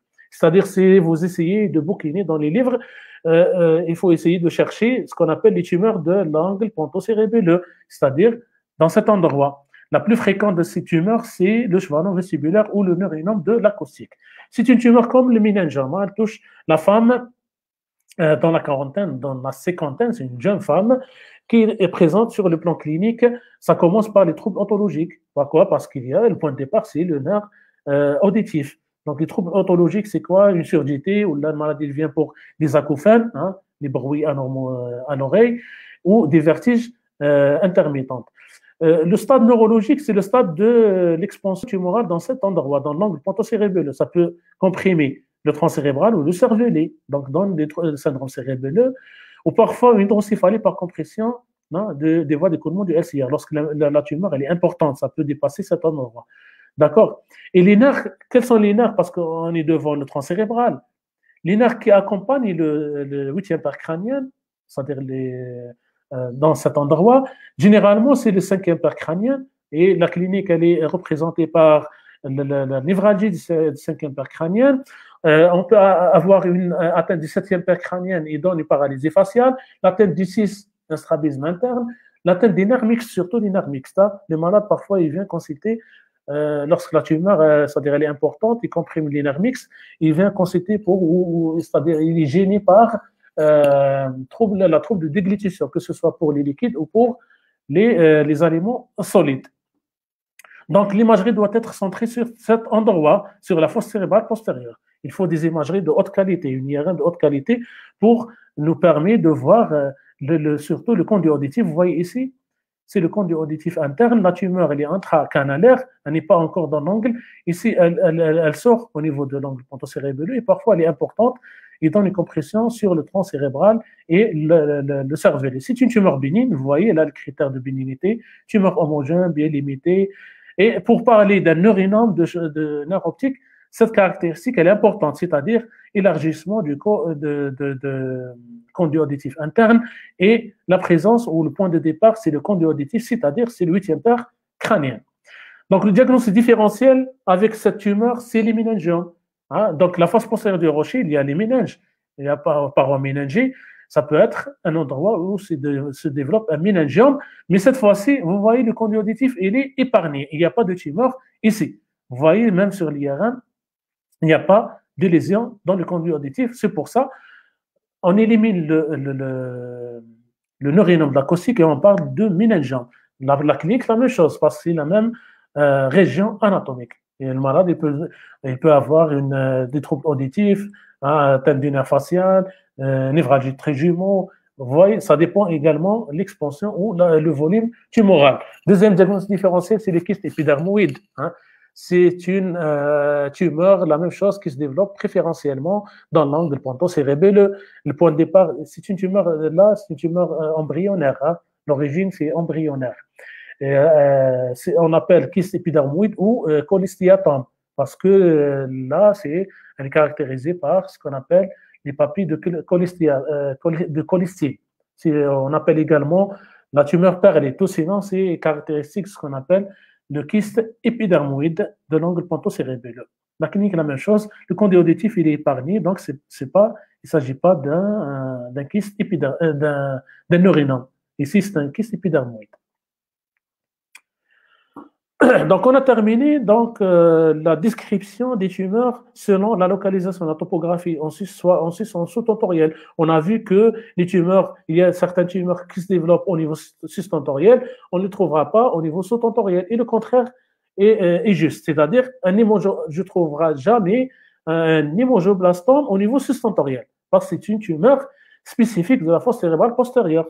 La même chose, un méduloblastome, on ne trouvera jamais un méduloblastome au niveau sus-tentoriel. Généralement, il se développe au niveau de la fosse cérébrale postérieure. C'est ça l'intérêt de savoir le type histologique par rapport à la localisation. Donc, on arrive, ça c'est le cas des tumeurs uniques. Si on est devant des tumeurs multiples, généralement, les tumeurs multiples, c'est des tumeurs secondaires ou des tumeurs métastatiques. Les tumeurs métastatiques secondaires à la dissémination d'un cancer primitif qui est hors système nerveux central, c'est-à-dire en dehors de cerveau et la moelle. Ils viennent par ordre de fréquence. Je vais citer les tumeurs, les endroits où peut donner des métastases, dissémination à partir des cancers qui se développent dans ces deux endroits. C'est le poumon, en premier lieu, c'est les cancers bronchopulmonaires, les tumeurs du sein, les cancers du sein, les cancers du rein, cancers digestifs et le mélanome. Lorsque le malade a un mélanome, il présente des signes neurologiques. On réalise une imagerie, on trouve une tumeur, donc c'est une métastase, parce que c'est le site préférentiel de métastase du mélanome, c'est le cerveau. D'accord? Les autres localisations, par exemple cancer utérin, cancer prostatique, le cancer thyroïde, c'est très rare, voire exceptionnel. Donc, généralement, c'est pour ça qu'on réalise ce qu'on appelle un bilan d'extension. C'est-à-dire, si le tumeur ou le cancer primitif, il n'est pas connu, qu'est-ce qu'on fait? On doit réaliser un bilan d'extension à la recherche du cancer primitif. Donc, initialement, au début, qu'est-ce qu'on fait pour réaliser un bilan d'extension? On commence par un bilan biologique à la recherche des marqueurs tumoraux, radiographie pulmonaire, échographie abdominopelvienne, scintigraphie, mammographie, mais actuellement, ça suffit de réaliser ce qu'on appelle un scanner thoraco-abdominopelvien, un scanner TAP. Donc, si on suspecte une lésion métastatique, surtout si la tumeur est multiple au niveau cérébral, on réalise d'emblée un scanner thoraco-abdominopelvien. Donc, il explore tous les viscères qui ont la possibilité de se métastaser, c'est-à-dire de disséminer les cancers primitifs par voie vasculaire, artérielle ou veineuse vers le cerveau. Sur le plan clinique, donc, les métastases, la représentance clinique, ça dépend de la localisation, au niveau frontal, au niveau hémisphérique. On a vu qu'il y a des métastases même au niveau de la région péniale. On peut avoir une métastase au niveau de l'hypophyse. On peut avoir des métastases au niveau du cervelet. Ça dépend de la localisation, on a la clinique. Mais j'insiste ici sur ce qu'on appelle un syndrome méningé, qui est secondaire à une méningite carcinomateuse, c'est-à-dire la diffusion des cellules tumorales cancéreuses au niveau des méninges. Ça peut donner un tableau de méningite. Et cette fois-ci, la méningite, elle est carcinomateuse, c'est-à-dire si on réalise une pox en lombaire, on ne trouvera jamais un germe. Ce n'est pas une méningite bactérienne ou une méningite infectieuse. À l'imagerie, donc, le diagnostic il est posé devant la présence de multiples tumeurs en intraparenchymateuses. Et parfois, c'est-à-dire on commence à voir des métastases uniques.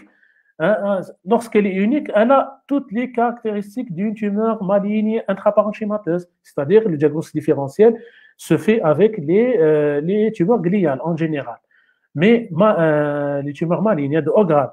Pourquoi? Parce que voilà, là, il y a une imagerie, un exemple d'une métastase intracérébrale. Elle est hétérogène, mal limitée, il y a même de l'œdème périlésionnel. Vous voyez, donc elle a tous les critères de malignité, parce que c'est une tumeur maligne, une métastase. Le point de départ, c'est un cancer primitif hors système nerveux. Même sur le plan histologique, elle a les caractéristiques histologiques cellulaires, c'est-à-dire de la tumeur primitive.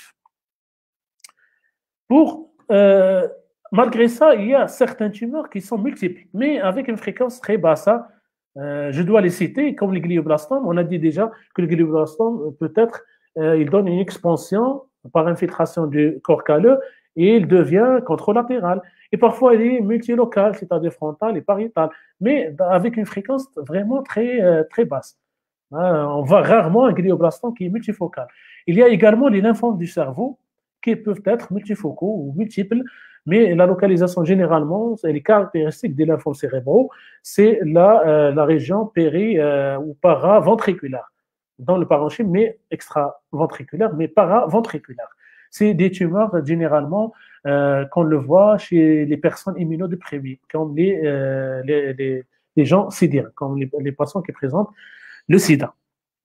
Pour le traitement, donc on arrive au traitement, chapitre traitement. Le traitement médical en général il n'est que symptomatique. En cas de tumeur cérébrale, il ne faut pas dire au patient qu'on donne un traitement médical, il va disparaître, il va supprimer la tumeur. Non, jamais. Le traitement médical n'est que symptomatique, c'est-à-dire il va agir sur les symptômes. Par exemple, s'il y a des céphalées intenses, on peut donner des antalgiques, les antalgiques même forts. S'il y a c'est-à-dire des crises d'épilepsie, on donne des antiépileptiques, soit le Gardinal, des Paquines, même on peut donner de Tegretol qui agit sur les crises partielles. Et parfois, même s'il n'y a pas des crises convulsives objectivées, même par le patient, par le clinicien, on peut donner les antiépileptiques à titre préventif. Donc, on n'attend pas jusqu'à ce que le patient développe des crises convulsives. Et il y a également ce qu'on appelle un anti-œdémateux. Le traitement anti-œdémateux, il est basé sur les corticoïdes et les diurétiques osmotiques, comme le magnétol, il agit sur l'œdème. On a dit que l'œdème périlésionnel, c'est un volume de plus, un volume liquidien. Et si on agit sur l'œdème, on peut avoir une amélioration. On a vu des patients qui viennent dans le coma et présentent une tumeur maligne. On commence rapidement un traitement médicamenteux anti-œdémateux et on voit rapidement que le malade peut reprendre la conscience et en attendant un traitement chirurgical programmé. Donc, le traitement des tumeurs cérébrales, essentiellement, il est chirurgical. Pourquoi chirurgical? Parce que la chirurgie, c'est un traitement étiologique. Les symptômes des tumeurs cérébrales, ils vont disparaître après le traitement chirurgical. C'est l'exérèse tumorale. On a plusieurs modalités. Les modalités chirurgicales, on commence par la biopsie. La biopsie, elle a ses indications, c'est-à-dire, c'est pas chaque fois on donne, c'est pas chaque fois s'il vient un malade, on lui propose un traitement par biopsie. La biopsie se fait chez, par exemple, les malades qui présentent des tumeurs inaccessibles par la chirurgie normale. Hein, on essaye de faire une chirurgie par cadre stéréotaxique, c'est-à-dire l'utilisation d'une aiguille. Hein, on ponctionne ou on essaye de prélever un petit fragment dans le but de savoir un traitement, le diagnostic histologique de certitude pour commencer un traitement complémentaire. Parce que la tumeur, elle est inaccessible. Ou parfois, il y a une contre-indication à la chirurgie normale. Qu'est-ce qu'on fait? On fait la stéréotaxie. La biopsie, ça peut se faire également à ciel ouvert, c'est-à-dire comme une chirurgie normale d'exérèse, mais pour ne pas courir le risque vital en opératoire, par exemple si la tumeur elle est difficile, elle est en regard des structures anatomiques qui sont sensibles, on essaie de faire une chirurgie, c'est-à-dire on enlève l'os, volet crânien, l'ouverture radiomère, on traverse le cerveau et on essaie de prélever un petit fragment dans le but toujours d'avoir un examen histologique précis. Deuxième modalité, c'est l'examen total. L'examen total, c'est le luxe, hein, donc c'est-à-dire si on arrive à avoir une examen total, on est champion.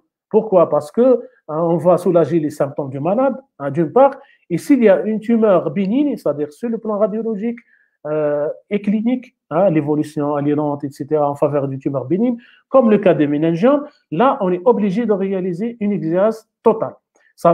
Comme ça peut garantir une guérison définitive. C'est-à-dire, on évite tout risque de récidive. Parce que même une tumeur bénigne, si on essaye d'enlever un petit fragment, là, il y aura une récidive c'est-à-dire précocement, il y aura une récidive, une augmentation de la taille tumorale dans un peu de temps. Troisième modalité, c'est l'exérèse partielle. C'est-à-dire l'exérèse partielle, on essaie de faire une exérèse, mais ce n'est pas total, une subtotale. Hein, la moitié, par exemple, la 2/3. Cette modalité, c'est-à-dire on l'utilise si, c'est-à-dire d'emblée, on connaît que c'est une tumeur maligne. Hein. Les tumeurs malignes, c'est-à-dire si on fait une exérèse totale ou partielle, c'est la même chose. Les caractéristiques d'une tumeur maligne, c'est une tumeur qui va récidiver certainement, parce qu'il y a toujours des cellules tumorales qui vont infiltrer ou vont disséminer dans le parenchyme sain.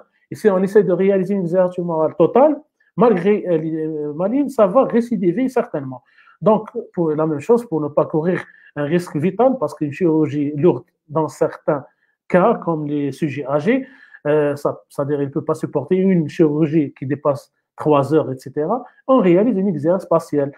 Dans ce cas, on soulage les symptômes du malade et on prépare le malade à un traitement complémentaire. C'est-à-dire qu'il va tolérer, ça, un petit fragment qui reste ou un reliquat qui reste sur place.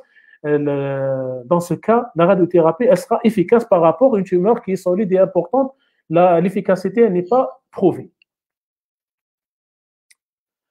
Après le traitement chirurgical, on doit certainement envoyer le malade pour radiothérapie. Le but de la radiothérapie, c'est des rayons X, la radiothérapie. Donc, ça va améliorer la survie en cas de gliome de haut grade. Parce qu'on a dit que les gliomes de haut grade, comme les glioblastomes, c'est des tumeurs de mauvais pronostic. Et la survie, elle est basse. La durée de survie, elle est basse. Qu'est-ce qu'on fait? C'est-à-dire pour améliorer la survie, c'est-à-dire pour stopper et essayer de stopper l'évolution ou le développement, l'accélération du développement tumoral, on traite le malade par radiothérapie. Et dans ce cas, hein, on va c'est-à-dire allonger la période de la survie.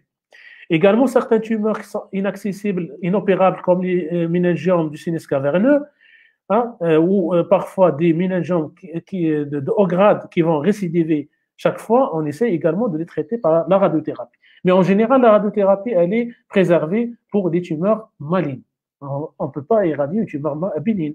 La chirurgie, ça suffit. C'est-à-dire, si on essaye de réaliser une examen totale d'un méningiome, par exemple, là, ça suffit. Ce n'est pas la peine de traiter par radiothérapie en complémentaire.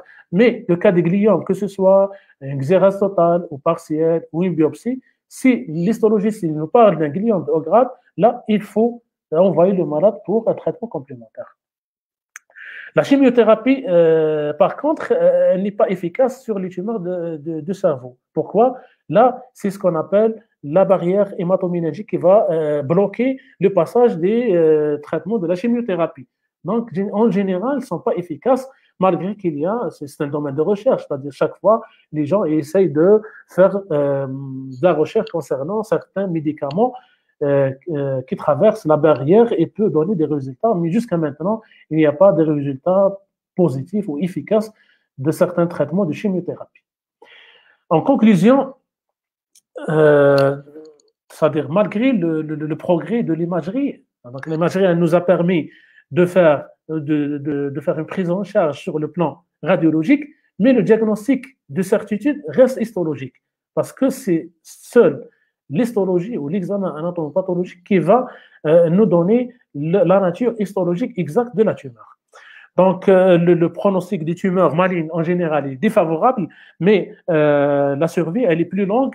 Dans certains cas, c'est le cas d'une tumeur de bas grade, hein, lorsque le grade est bas, la survie ou le pronostic il est bon.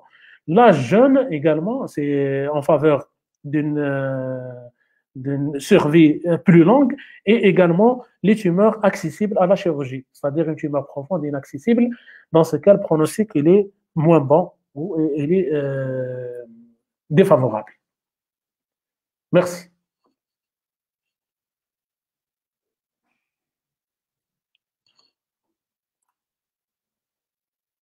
On a terminé. Est-ce qu'il y a des questions?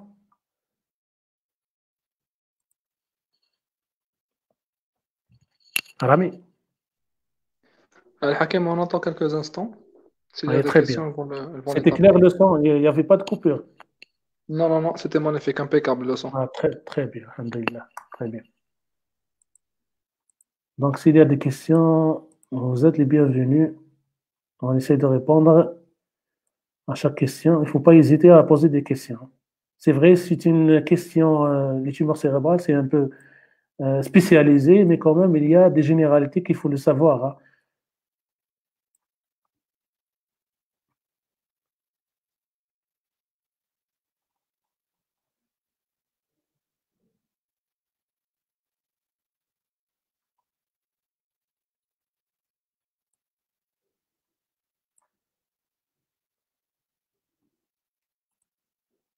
Donc, je ne vois pas de questions pour l'instant.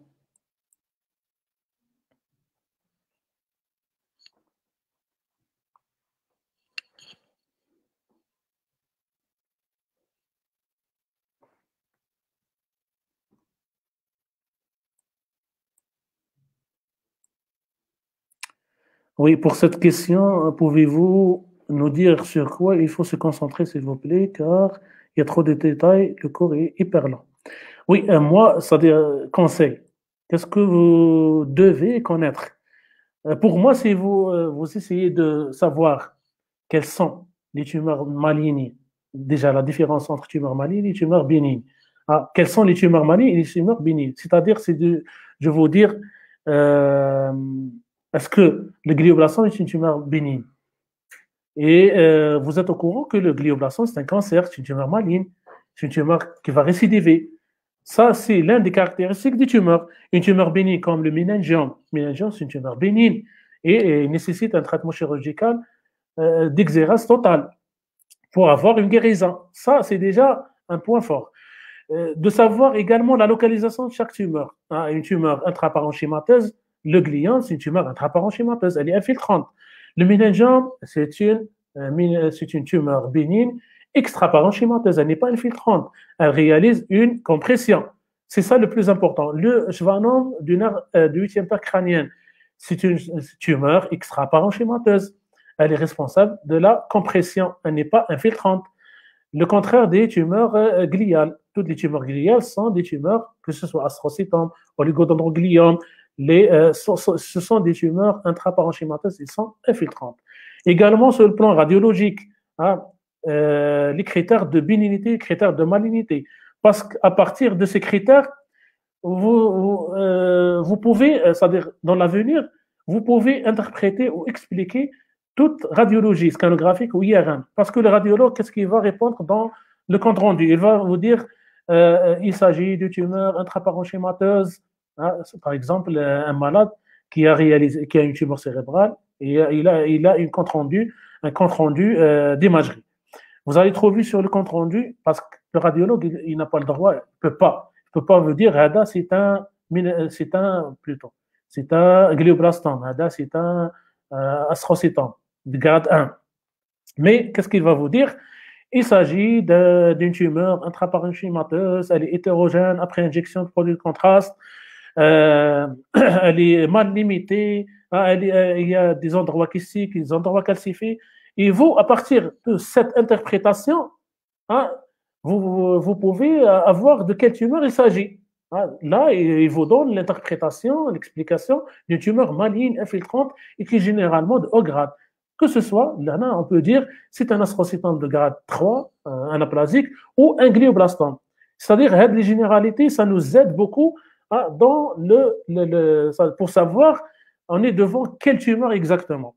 Parce que même dans l'avenir, vous êtes des généralistes, mais les malades, ils peuvent venir pour demander des explications. Il va vous dire, madame ou monsieur, j'ai été opéré pour une tumeur cérébrale, hein, et j'ai un compte rendu d'un appart. Je viens de réceptionner, hein, et il nous a envoyé le compte rendu histologique. Et sur l'histologie, il parle d'un glioblastome grade 4. Glioblastome grade 4. Il va vous dire, et il pose la question, est-ce que c'est bon ou c'est grave? Alors, pour un généraliste, il doit connaître, hein, il va expliquer, parce que parfois c'est le neurochirurgien, c'est vrai, mais parfois le premier à avoir, c'est-à-dire le patient, le premier à demander l'explication, il passe chez le généraliste, à la polyclinique ou à la clinique en privé. Il va vous dire est-ce que c'est bien ou c'est mauvais. Là, il faut l'expliquer. Hein, il faut dire voilà, c'est méchant. Hein, donc, il y a un traitement normalement qui est complémentaire qu'il faut le suivre. Et après, la survie, il faut expliquer ça aux parents. La survie, elle n'est pas très longue. La médiane, elle est à peu près une année. C'est très clair, hein, dans tous la documentation, il parle de ça. Donc, il faut savoir ces détails pour voir à votre niveau. Bon, le chevalon peut provoquer une paralysie faciale par compression du nerf facial. Oui, parce que là, on parle le nerf, le huitième parc crânien, il passe avec le nerf facial. C'est pour ça qu'on parle du paquet acoustico-facial. Hein. Dans le conduit auditif, il traverse le nerf vestibulaire, cochléo-vestibulaire avec le nerf facial en même temps. On parle de paquet acoustico-facial. S'il y a une tumeur au niveau de huitième parc crânien, pratiquement, il y a toujours une compression, que ce soit dans le conduit ou en dehors. Hein, par compression ou par une atteinte directe du nerf facial. C'est pas ça, à la clinique, c'est pas toujours on peut avoir une paralysie faciale. Hein. Parfois, même cheval non vestibulaire, mais le malade il vient avec des troubles auditifs sans trouble, sans atteinte de nerf facial, sans atteinte de nerf périphérique mixte. La clinique, c'est-à-dire les tableaux qu'on a décrits, ne sont pas tout obligatoires. Parfois, le malade, il vient consulter pour un symptôme banal, c'est les céphalées. Le malade, il est inquiet pour des céphalées matinales, ou deuxième moitié de la nuit, inhabituelles, persistantes, sans autres symptômes, c'est-à-dire ni déficit moteur, ni une atteinte sensitive, ni atteinte sensorielle, ni un syndrome cérébral, il n'y a rien, sauf les céphalées. Et il passe chez un généraliste ou un spécialiste, un neurologue pour des céphalées, et lui demande un scanner avec injection. Et là, hop, on est devant une tumeur cérébrale. C'est très fréquent actuellement. Hein? Là, on parle d'un diagnostic précoce. Mais c'est bien, c'est-à-dire il faut l'opérer, les malades, ou la prise en charge doit être précoce que tardif. Hein? C'est-à-dire si le malade il vient dans un stade tardif avec une cécité, hein, par HIC par exemple. Là, c'est trop tard. Hein? S'il installe une cécité, c'est irréversible. On ne peut pas améliorer cette fonction visuelle.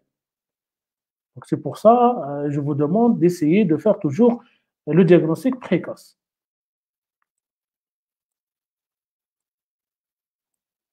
Mais une autre question ou non? Apparemment, ça n'a pas d'autres questions. Il n'y a pas d'autres questions. Non, non. Donc, OK. Très bien. Donc, bon courage hein, pour l'examen. Je pense, الله يعطيك الصحة الحكيم. voilà, on a terminé tous les cours et bon courage.